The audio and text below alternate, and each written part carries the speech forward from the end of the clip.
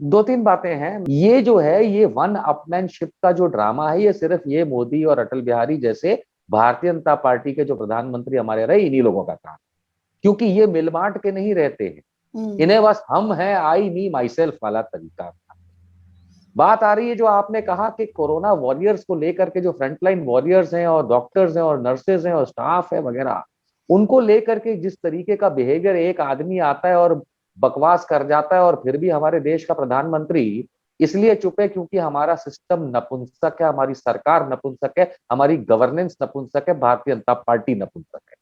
अगर आज शर्जील इमाम होता और इसने कहा होता तो अब तक रासुका लग गई होती, अमित शाह जाग चुका होता और सब कुछ कर लिया होता। लेकिन क्योंकि इनका भगवा वस्त्र ओढ़े ये जो बेवकूफ आदमी बोल रहा है, क्योंकि ये भारतीय जनता पार्टी का प्यारा है, उनको पैसे देता है, उनके बलबूते पे पला हुआ है, भारतीय जनता पार्टी को बहुत डिपेंडेंसी होती है ऐसे भगवा का वस्त्र पहन करके काम करने वाले so called self proclaimed baba and swamis की। क्योंकि इन्हें वोटों से मतलब है, इन्हें आप आम जनता से कतई मतलब नहीं। इतनी बेइज्जती इस आदमी की इसलिए होती है क्योंकि ये सोचते हैं, और बहुत से लोग भारत में ये सोचने लगे हैं कि बस अब जो भारतीय जनता पार्टी की सरकार आई है वो अंत तक रहेगी। भूल जाते हैं कि गीता का उपदेश है, परिवर्तन संसार का नियम है, और जब थप्पड़ पड़ता है तो बहुत लंबे चले जाते हैं।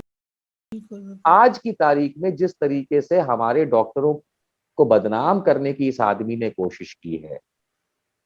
मैं सिर्फ एक ही उदाहरण दूंगा कि ये मेरे देश का अजमल कसाब है। सच्ची में सही, ये मेरे देश का, भारत का पैदा किया हुआ वो अजमल कसाब है जो यहाँ पे बैठ करके बिना बंदूक के हमारे डॉक्टरों को उस तरीके से आतंक के तौर पे आतंकित करने की कोशिश कर रहा है, और जिसमें आग